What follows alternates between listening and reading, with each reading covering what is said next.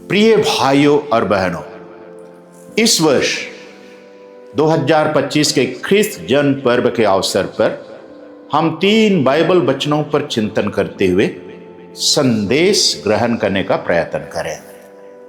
पहला, ईश्वर हमको प्यार करता है।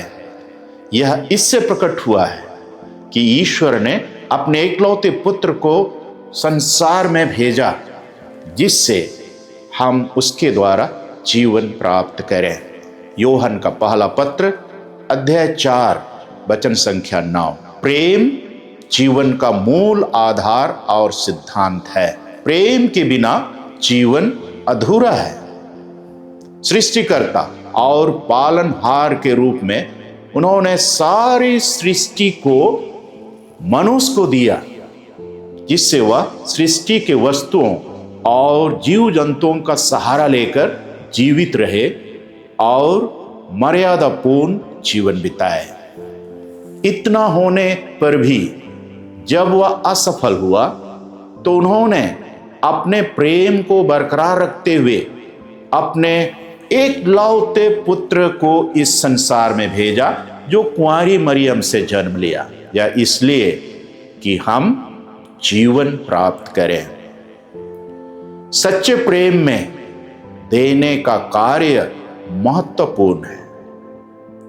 यीशु भी हमारे जीवन को पाप की दासता से मुक्त करने के लिए क्रूस पर अपना जीवन दिया। अतः यीशु हमें प्रेरित करते हैं कि मानव जीवन को स्वेच्छा दान द्वारा बेहतर और सुखमय बनाया जा सकता है। हमारे लिए चिंतन का विषय है, क्या हमने दूसरों के जीवन को सुखमय बनाने के क्रम में अब तक अपना कुछ दिया है? देने की प्रक्रिया में त्याग के गुण बहुत जरूरी है। क्या हमने दूसरों की खुशी के लिए अब तक कुछ त्याग किया है? दूसरा, एक कुंवारी गर्भवती है, वह एक पुत्र को प्रसव करेगी और उसका नाम इमानुएल रखेगी, जिसका अर्थ ईश्वर हमारे साथ है। संत मती का सुसमाचार अध्याय 2 वचन संख्या 23। आज की दुनिया में विश्वसनीय और भरोसेमंद साथी मिलना बहुत मुश्किल है, और मानव जीवन किसी के हाथ साथ और सेवा के बिना संभव नहीं होता है। ऐसी स्थिति में उपरोक्त बाइबल के वचन हमारे लिए कितने महत्वपूर्ण हैं। इसके अनुसार परम पावन ईश्वर न केवल हमारे लिए जन्म लिए, लेकिन वह हमारे बीच निवास करने और जीवन में एक भरोसेमंद साथी के रूप में यात्रा करने की इच्छा रखते हैं। सवाल है, क्या हम उन्हें अपने जीवन यात्रा में स्थान देते हुए शामिल करना चाहते हैं? जितने भी मनुष्य उन्हें अपने जीवन यात्रा में शामिल किए, उनका जीवन धन्य हो गया। वे महान कार्य कर पाए। अपने देश में मदर तेरेसा को हम बहुत अच्छी तरह जानते हैं। उन्होंने परम पावन ईश्वर के सहारे बहुत सुंदर, पवित्र और महान कार्य किए।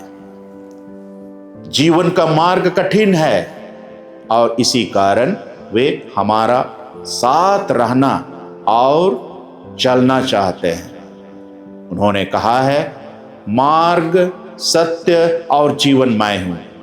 संत यूहन्ना का सुसमाचार अध्याय 14 वचन संख्या 6। तीसरा, सर्वोच्च स्वर्ग में ईश्वर की महिमा हो और पृथ्वी पर उसके कृपा पात्रों को शांति मिले। संत लूकस का सुसमाचार अध्याय 2 वचन संख्या 14।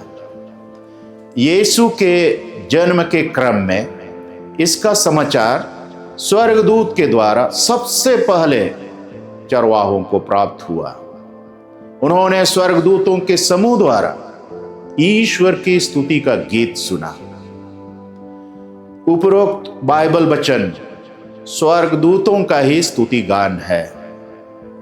सरल शब्दों में कहा जाए तो वह इस प्रकार है, स्वर्ग में ईश्वर की महिमा और पृथ्वी पर भले लोगों को शांति मिले। यीशु शांति के राजा के रूप में इस दुनिया में जन्म लिए। उन्होंने कहा है, तुम्हें शांति मिले। संत योहन का सुसमाचार अध्याय 20 वचन संख्या 21।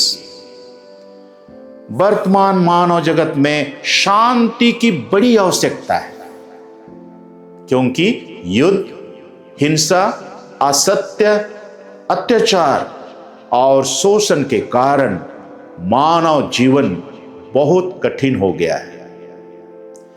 विश्व शांति बहाल करने के लिए पहला कदम लोगों के जीवन में भला सोच पैदा करने की आवश्यकता है।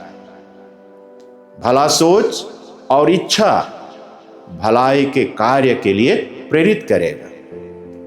जहां भलाई का सोच और कार्य होगा, वहां हिंसा और अत्याचार नहीं हो सकता है।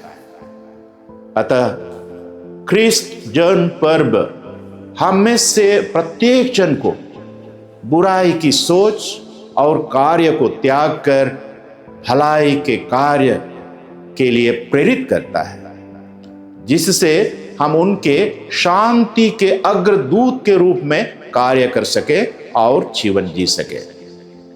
आप सबों को कुश जन्म पर्व और नव वर्ष 2026 के लिए ढेर सारी शुभकामनाएं।